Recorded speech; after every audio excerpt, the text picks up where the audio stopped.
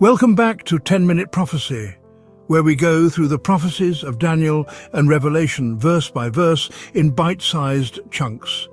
Thank you for joining us again. We hope that this journey through Bible prophecy has been enlightening, whether you are new to prophecy or have studied prophecy in the past. As always, if you haven't seen the previous presentations, please watch them as each prophecy builds on each other. The link to our playlist is down in the description below. You will also find the video on the non-denominational biblical prophetic interpretation method that has proven itself over and over again in world events both past, present, and can be relied upon to understand the future. See the link in the description below. Here we continue the judgments of God against the Eastern Roman Empire, also known as Byzantine Empire. We will continue our study into the rise of Islam as prophesied in Revelation 9, starting in verse 5, and to them it was given that they should not kill them, but that they should be tormented 5 months, and their torment was as the torment of a scorpion when he striketh a man. The Islamic armies constantly raided Roman territory and repeatedly attacked Constantinople, causing ongoing distress throughout the empire. Despite their relentless assaults over a long period, they were never able to fully conquer it. Instead, they continued to afflict the empire, particularly targeting the idolatrous church led by the Pope. Their role, as described in prophecy, was to torment and harm, but not to completely destroy. The remarkable thing is that despite their persistent attacks, they never managed to bring the empire to total ruin. We will discuss the 5 months in verse 10. Verse 6 says, "And in those days shall men seek death, and shall not find it, and shall desire to die, and death shall flee from them." People grew tired of life when survival only meant facing more suffering.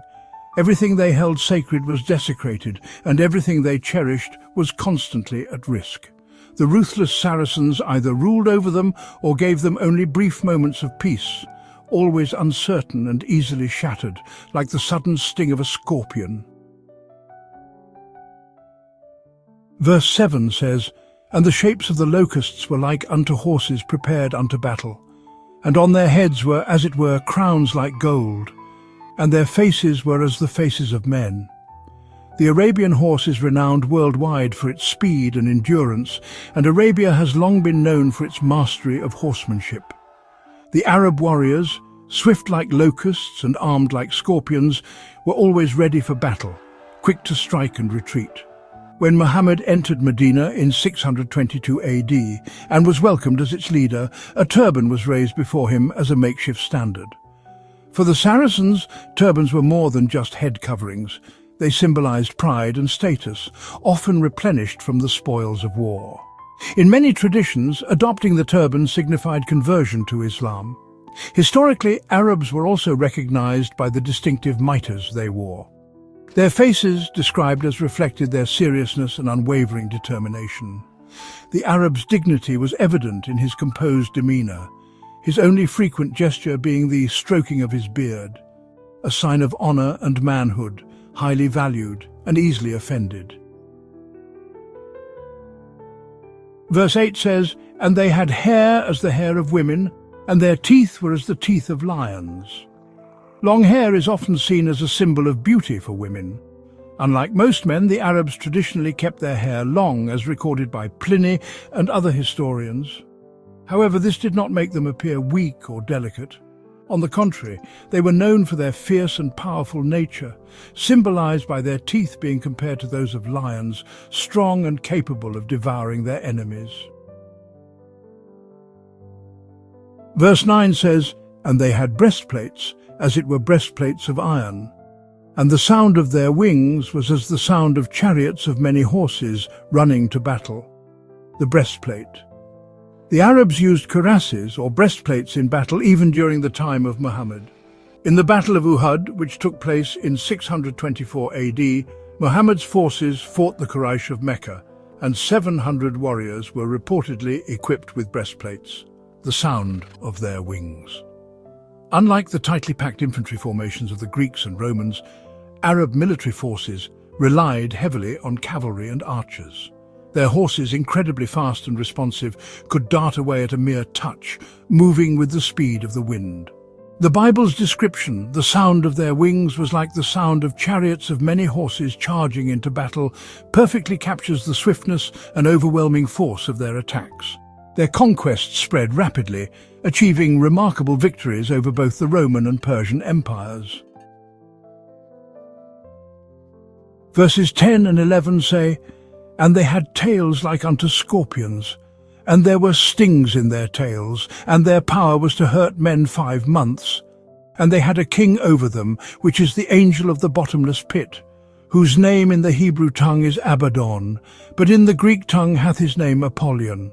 Here we see the time frame of 5 months, and we will discuss this in relation to verse 6. Let's start with their power to harm for 5 months. The question arises, who were these men that the prophecy says would be harmed for 5 months? The answer is clear. They are the same ones who would later be slain, as mentioned in verse 15, specifically the third part of men, referring to the Greek division of the Roman Empire. When did their torment begin? The answer is found in verse 11. First, they had a king over them. After Muhammad's death, the Muslim world remained divided into various factions without a unified civil government.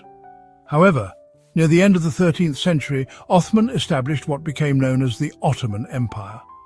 This government united the major Muslim tribes into a single powerful monarchy. Second, the king's character. The passage describes him as the angel of the bottomless pit. In biblical terms, an angel can mean a messenger or leader, not necessarily a spiritual being. Here it refers to the leader of the religion that emerged from the pit, Islam.